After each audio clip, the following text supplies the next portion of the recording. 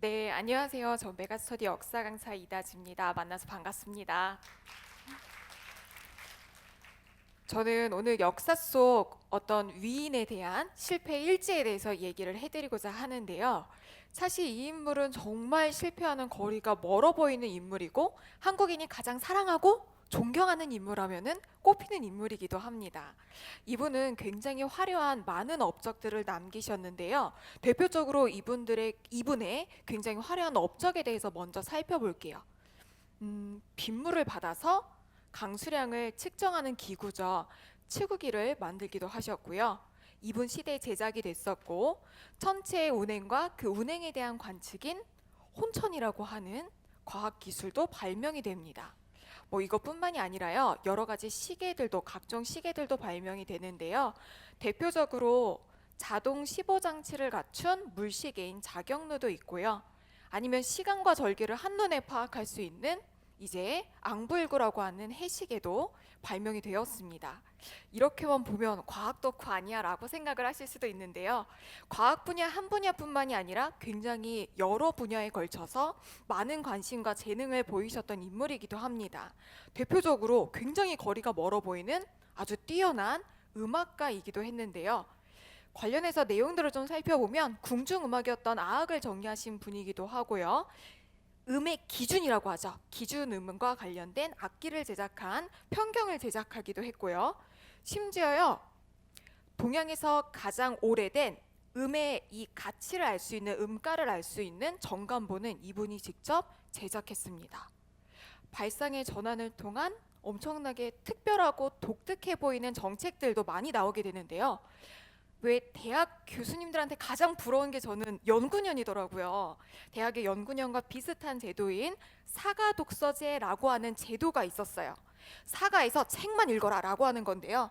요 사가 독서제 같은 경우에는 빈 사찰, 그러니까 빈 절을 개조해서 독서당으로 만들고 젊은 관료들, 똘똘한 관료들을 뽑아서 마음껏 공부만 시키는 거예요. 그러니까 인재를 써먹기만 할 수 있는 것이 아니라 이분은 굉장히 잘 키울 수 있었던 분이었던 거죠. 인권의식도 600년 이후인 지금보다 훨씬 더 앞서 있었던 것처럼 보입니다. 그 시대 가장 낮은 위치에 있었던 노비들, 이 노비들에게 산전산후 4개월의 휴가를 주기도 했고요. 심지어는 이제 여종의 남편인 남종에게도 한 달간의 휴가를 줬습니다. 자, 심지어는 유네스코에서 최초로 이분의 이름을 딴 상이 나오게 됐는데요. 세계 최초로 백성들을 위해 문자를 창제한 왕, 바로 세종대왕 문해상입니다. 어떻게 이런 업적들이 성공의 엄청난 레코드들이 남을 수가 있을까? 이분이 가지고 있었던 평상시의 신념 때문인데요. 왜 그런 얘기를 하잖아요. 신이 모든 곳에 갈 수 없으니까 엄마를 보냈다라고 하는 말처럼 이분은 굉장히 독특하게도 신이 모든 곳에 갈 수 없으니까 임금이 있는 것이다 라고 생각을 했던 인물입니다. 자, 대왕 세종. 우리나라 역사상 대왕이 붙은 두 분 중에 한 분이죠. 그만큼 정말 우리나라 사람들이 생각하기에는 최고의 위인이자 성공의 아이콘이었던 그 자체가 실패랑의 연결고리가 있다는 것 자체가 우리한테는 낯설게 느껴지죠. 그런데 세종의 맨 처음에 왕위에 오르기까지의 과정 자체가 사실 아버지의 실패 때문이었어요.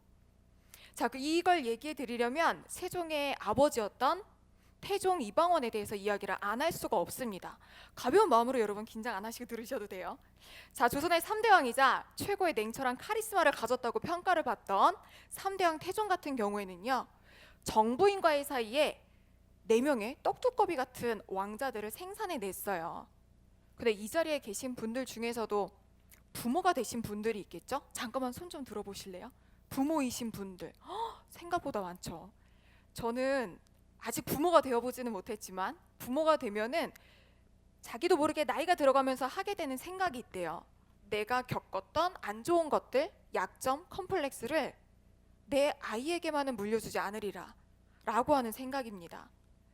태종은요, 엄청난 카리스마에 엄청난 업적들을 남겼음에도 불구하고 마음속에 굉장한 컴플렉스가 있었어요. 바로 왕위 계승에 정통성이 없었거든요. 여러분들 생각에는 왕의 아들이기만 하면 다 왕이 될 수 있는 자격이 있는 것 같죠? 아닙니다. 우리가 대학에 들어가거나 회사에 들어가거나 요즘엔 뭐가 필요하다 그래요? 스펙이죠. 왕세자가 되기 위해서도 스펙이 필요합니다. 가장 좋은 거는요, 첩의 자식보다는 정부인의 아들이어야 되고요. 둘째, 셋째 필요 없어요. 장남이어야 합니다. 이 두 가지 조건이 충족이 되어야 A급 스펙이에요. 뭐 지금으로 치면 대학도 잘 갈 수 있고 회사도 잘 들어갈 수 있는 A급 스펙이죠. 태종은요, 정부인의 아들이기는 했지만 첫째가 아니었고 왕세자로 선택을 받지도 못했어요. 근데 왕이 되고 싶어서 왕자의 난을 일으켜서 자신의 손으로 형제들을 제거하고 왕위를 거머쥔 사람입니다. 그러니까 주변에서는 태종에 대해서 뭐 모르긴 몰라도 손가락질하면서 냉혈한이라고 욕한 사람들이 당연히 분명히 있었겠죠. 그래서 태종은요, 아주 일찍이 정부인과의 사이에서 아들을 낳으면서 굉장히 이른 시기에 다음 왕이 될 자식을 선택했어요. 내 아들에게만은 이런 소리를 듣지 않게 하리라 라고 하면서 누구를 선택했을까요? 당연히 양녕대군이었죠. 그런데 문제가 있었습니다. 양녕대군 생활기록부를 한번 보실까요? 망나니 중에 망나니였어요. 망나니 중에 망나니여서 성격을 보시면 공부하는 거리가 멀었고요. 호방한 무인기질에 특이사항을 보면은 늘 사냥하기를 좋아하고 서연이라고 하는 교육, 왕세자가 통치자가 되기 위한 공식적인 교육과 관련된 행사에 자주 결석을 했습니다. 뭐 이 정도쯤이면 눈 감아주고 넘어갈 수도 있겠죠. 근데 결정적인 문제가 있었습니다. 점점 작은 실수들이 쌓여가는데요. 왜 그랬는지 모르겠지만 개를 그렇게 훔치고 다녔대요. 왕세자가 왜 그랬는지 모르겠지만, 그리고 궁궐에다가 개구멍을 만들어서 매일 새로운 기생들을 공급받기도 했답니다. 그런데 여기까지는 태종이 참고 넘어갔어요. 근데 태종이 정말 한 카리스마로 유명한 사람인데 목이 쉬도록 양녕 때문에 밤새도록 울었다라고 하는 기록이 있으니까 어느 정도로 사고를 치고 다녔는지 알겠죠. 근데 계속 참고 참다가 한 번에 정말 내가 이 선택은 실패였다라고 하는 걸 인정했던 순간이 조선 역사상 최악의 스캔들이었던 어리 스캔들이 터지면서부터입니다. 어리라고 하는 아주 예쁜 여자한테 양녕이 반해서 그녀를 취했던 사건이었는데, 어리가 일반적인 여자였다면 문제가 없었을 거예요. 그런데 한 양반 가문의 첩이었습니다. 첩이기는 해도 사대부의 여자를 왕세자가 함부로 취한 거예요. 아버지한테는 두 손 두 발 싹싹 빌면서 다신 안 만나겠다고 했지만 몰래 그녀를 스님으로 분장시켜서 궁으로 들여와서 계속해서 어울리는 모습들을 보였고, 태종은 여기서 결단을 내리게 되죠. 자기가 아무리 내 약점을 아들한테 물려주고 싶지 않다 할지라도 이 선택은 실패다. 실패라는 걸 인정하고 그 다음 왕이 될 자식을 한번 생각을 해봤는데요. 사실 첫째가 양녕이고 둘째가 효령인데, 효령은요 그냥 보기만 해도 마음이 편해지는 사람이었대요. 그래서 일찍이 불자, 이제 부처의 뜻을 이어서 스님이 되어 버렸습니다. 그래서 생각을 해보니 성령대군 같은 경우에는 나이가 꽤 어렸어요. 아들들 중에서 가장 똑똑하고 통치에도 관심이 많았던 충령을 선택하게 되죠. 그리고 충령대군이 바로 우리가 아는 세종대왕입니다. 어질고 효심이 깊었고 특이사항에 보면은 다방면에 능통했어요. 커리큘럼에 제약을 받지 않고 본인이 흥미있는 분야를 다 섭렵했거든요. 근데 여러분들이 하나 아셔야 될 게 있습니다. 왕세자와 일반 왕자들과는 하늘과 땅 차이의 교육 수준이 있었어요. 왕이 될 아이로 선택받은 왕자인 왕세자, 왕위를 이어갈 세자 같은 경우에는 조선의 내노라는 스타 강사들이 다 붙여서 이 아이를 과외를 해요. 근데 그 기간이 무려 7, 8살쯤에 왕세자로 책봉된 다음에 통치자가 되기까지 25년 정도의 통치자 교육을 받습니다. 근데 여러분 그 정도는 해야 되지 않나요? 여러분들한테 누가 갑자기 6개월 뒤에 대통령 좀 해보겠소라고 얘기했을 때 오, 그 자리 괜찮죠라고 할 만한 사람이 어디 있겠어요? 왕이 될, 하물며 한 나라의 통치자로서의 왕이 될 인물이었으니까 당연히 긴 왕세자로서의 훈련 기간이 필요한데, 세종은요 갑작스럽게 왕이 될 자리에 앉고 난 다음에, 왕세자로 책봉되고 난 다음에 조선 역사상 가장 짧은 기간인 52일 만에 왕위에 오르게 됩니다. 여러분 2달 만에 대통령을 하는 거예요. 대통령보다 훨씬 더 큰 자리에. 주변 사람들이 어떻게 생각했을까요? 할 수 있겠어? 52일 동안 교육받아서 한 나라를 통치한다고? 다들 의심의 눈초리로 봤겠죠. 근데 가장 두려웠던 사람은 세종 그 자신이었습니다. 내가 잘할 수 있을까? 나는 왕세자로서의 훈련도 제대로 된 트레이닝도 받지 못했는데 그래서 고민하고 또 고민해서 세종이 내린 결론이 자신의 시대를 이끌어갈 쌍두마차를 준비하는 거였어요. 첫 번째는 자기 자신이 혹독하리만큼 공부를 합니다. 내가 그동안 못했던 공부만큼 미친 듯이 공부를 해서 공부벌레라고 불릴 만큼의 학문적인 성취를 이루게 돼요. 어느 정도로 공부를 했냐면 궁궐 안에 그냥 현명한 사람들을 모아놓는 창고를 만들어요. 이것이 바로 집현전이죠. 그리고 조선에 내노라 하는 학자들한테 왕들이 제일 싫어했던 거, 그들이 스승이 돼서 왕을 가르치게 합니다. 두 번째는 내가 부족하니 나보다 뛰어난 신하, 재상을 뽑아서 나를 보필하게 하겠다. 그렇게 해서 점찍음을 당했던 사람이 바로 황희였죠. 황희 같은 경우에는요, 여러분 간단히만 얘기해드리면 이미 세종이 왕위에 올랐을 때 황희 자체 나이가 60이었어요. 거기다가 2명의 왕들을 모시면서 재상을 해봤으니까 부귀영화를 다 노려본 사람이라서 사실은 세종 때쯤에는 은퇴를 하고 싶었대요. 그래서 세종의 재위 기간이 32년인데 20년 동안은 굉장히 꾸준히 사직서를 올립니다. 문제는 세종이 은퇴를 안 시켜주는 거예요. 실제 실록의 기록들이에요. 그래서 이제 막 황희가 뭐라고 하냐면 본인이 너무 나이가 들어서 일을 할 수가 없다, 눈이 잘 안 보인다 그랬더니 세종이 답장으로 나도 잘 안 보인다고 실제로 했던 얘기고요. 황희가 막 고민을 한 거예요. 어떻게 하면 내가 출근을 안 할 수 있을까? 못 걷는다고 해야 되겠다. 나이가 들어서 걸을 수가 없다. 그랬더니 왕만 쓸 수 있는 지팡이랑 어가를 보냅니다. 지금을 치면 왕이 대통령이 타는 람보르기니가 집 앞에 맨날 와 있는 거예요. 그냥 누워서 출근을 하여라 라고 얘기를 하면서 결국에 황희는 87세까지 일을 하다가 은퇴를 하게 되죠. 세종대왕이 돌아가시기 4개월 전에 은퇴를 할 수 있었습니다. 어쨌건 이렇게 쌍두마차까지 준비를 하고 엄청난 성공의 업적을 이제 쌓아갔던 세종에게도 우리가 미처 몰랐던 무려 14년 동안의 실패 기록이 있습니다. 14년이에요, 여러분. 14년의 실패 일지를 저랑 같이 살펴보실 건데요. 사실 이 실패의 맨 근원적인 고민으로 가면 어떻게 사람들을 통치할까, 어떻게 하면 사람들을 잘 통치할 수 있을까에 대한 성찰에서 시작이 됩니다.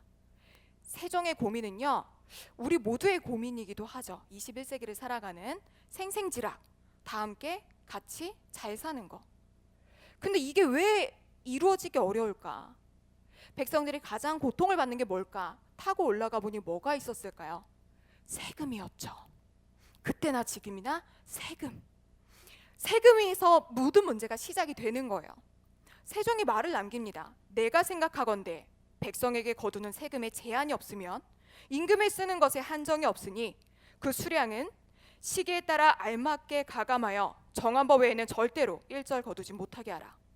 핵심이 어디 있을까요? 끝에 2줄입니다. 2줄 잘 보세요. 정한 법 이외에는 털끝만큼도 못 거두게 한다. 그럼 그전에는 어떻게 거뒀을까요?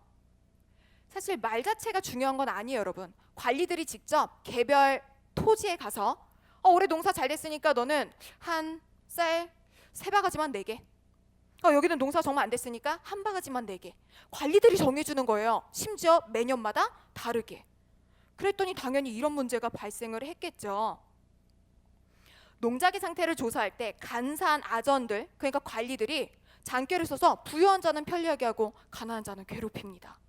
그러니까 관리들도 고위급의 양반들한테는 잘 보여야 하잖아요. 이런 양반들한테는 세금을 깎아주고 오히려 농민들한테는 가진 것 없는 농민들에겐 과다하게 세금을 부과하고 있었던 거죠. 고민을 합니다. 공평한 조세는 아주 일정한 세금에서 나오는구나. 그래서 맨 처음에 세종의 구상은 이거였어요. 토지의 특정 면적인 1결당 한 쉽게 얘기해서 10바가지의 세금을 걷는다. 매년마다 달라지는 게 아니라 법으로 정해놓자. 지금은 3권이 분립돼 있죠. 입법, 사법, 행정이 분리되어 있는데 이 시기에는 입법권을 왕이 가지고 있어요. 그러니까 왕이 어떤 세금 제도를 변화시키고 싶으면 왕이 생각하거나 신하들이랑 적절히 토의를 해서 도입하겠다라고 선포만 하면 됩니다. 그런데 세종은 이렇게 하지 않았어요. 굉장히 파격적인 제안을 하죠. 세금 제도는 일반 백성들이랑 관련이 있는 것이다. 그러니 아주 부자에서 아주 가난한 사람, 촌부에 이르기까지 이것에 대한 옳고 그름의 여부를 조사해라. 이렇게 1430년 우리나라 최초의 여론조사이자 국민투표가 시작이 됩니다. 이 조세제도의 이름을 세금 공짜를 써서 공법이라고 하는데요. 투표용지가 이렇게 되어 있어요. 토지 1결당 10두씩의 세금만 부과한다. 장장 5개월에 걸쳐서 국민에 대한 대국민 여론조사가 시작이 됩니다. 참여 인원을 보면요, 여러분 17만 명이에요. 당시에 세종실록 지리지에 따르면 69만 명의 인구가 있었다는 것을 감안할 때 당시에 여성, 아이, 노인을 제외한 전체의 국민이 참여했던 겁니다. 그런데 결과는 세종이 웃을 수 있는 결과가 아니었습니다. 찬성이 더 많기는 했지만 압도적이지 않았고요. 반대도 많았고요. 더 큰 문제는 지역 간 격차였어요. 여러분 생각해 보세요. 아주 농사가 잘 되는 전라도나 경상도 같은 경우에는 찬성이 압도적이죠. 왜냐하면 여기에는 매해마다 일정한 세금을 걷는 게 좋을 거 아니에요. 뭐 농사가 잘 되더라도 1결당 10두씩만 거두 10바가지만 거두니까. 반면에 반대가 많은 곳을 볼까요? 함길도나 평안도 같은 곳은 굉장히 척박한 지대예요. 이런 곳에서는 한 해에 흉년이 들어서 정말 10바가지도 낼 세금이 없는데 일괄적으로 걷는다고 이거에 대해서 반대를 하는 거죠. 이걸 그대로 강행시켰다간 지역 간의 싸움까지 일어날 판이었습니다. 근데 물론 이런 조사 뭐 할 것도 없이 왕이 하고 싶으면 하면 돼요. 이 시대는. 그런데 세종이 얘기합니다. 3분의 2 이상의 국민은 찬성해야지 시행할 수 있다. 백성이 좋지 않다면 시행할 수 없다. 그럼 도입 실패로 끝나고 이 법안은 사라져 버릴까요? 아닙니다. 또 다른 아주 치열한 7년간의 토론, 공론화 과정이 시작이 됩니다. 이 법이 어떻게 하면 보완이 될 수 있는지를 공법 상정소라고 하는 연구소를 세워서 토론을 시킨 거예요. 7년간 끝없이 토론을 하는데 문제는 세종에게 끝없이 신하들이 반발을 합니다.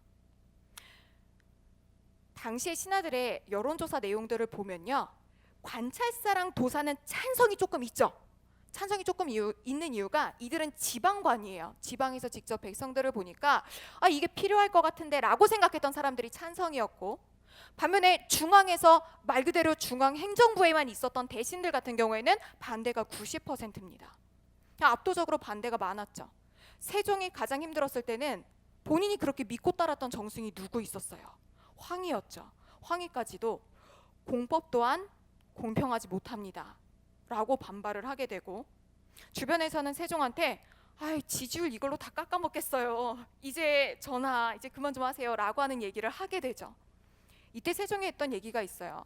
신하들이 껌껌이 반대할 때마다 그래, 사람들이 다 반대하고 다 나한테 뭐라고 해서 내가 비록 정말 피곤하고 힘들지는 몰라.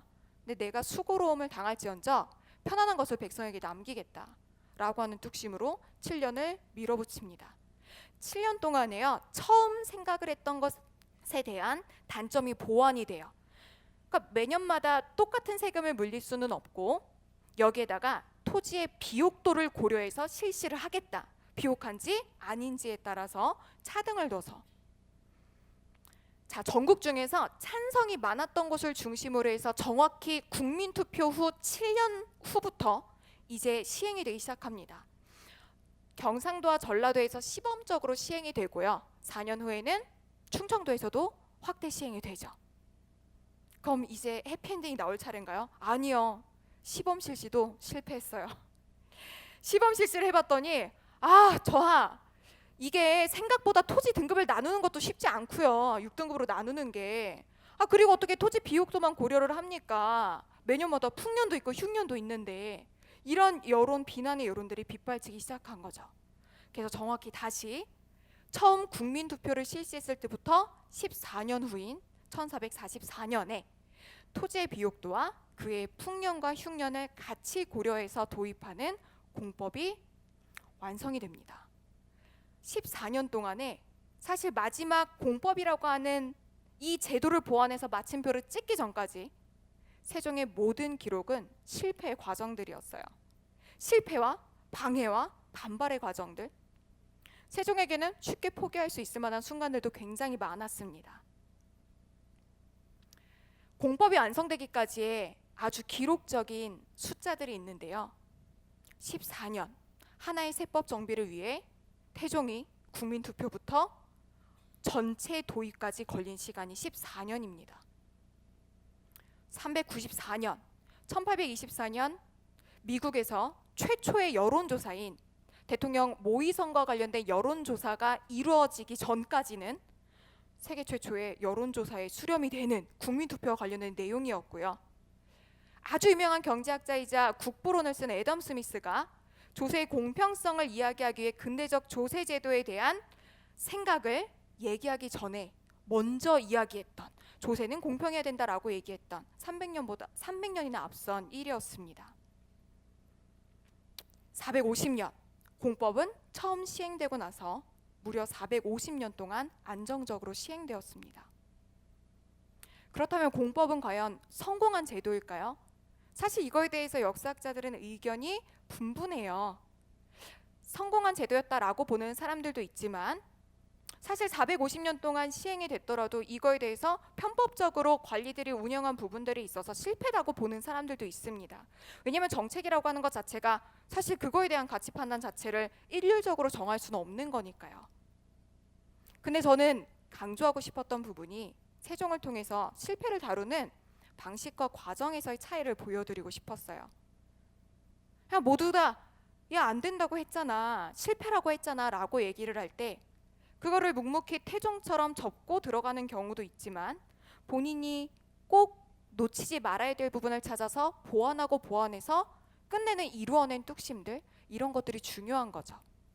앞선 두 번의 프레젠테이션에서도 우리가 봤듯이 실패는요 그냥 과정이에요.